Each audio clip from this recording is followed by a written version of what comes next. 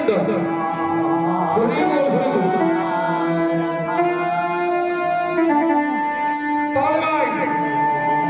আজ এই জাগরণ পরিস্থিতিতে রাধা গোবিন্দ কি করেছিল মা? হারায় গোবিন্দ আর পাবে না বাবা।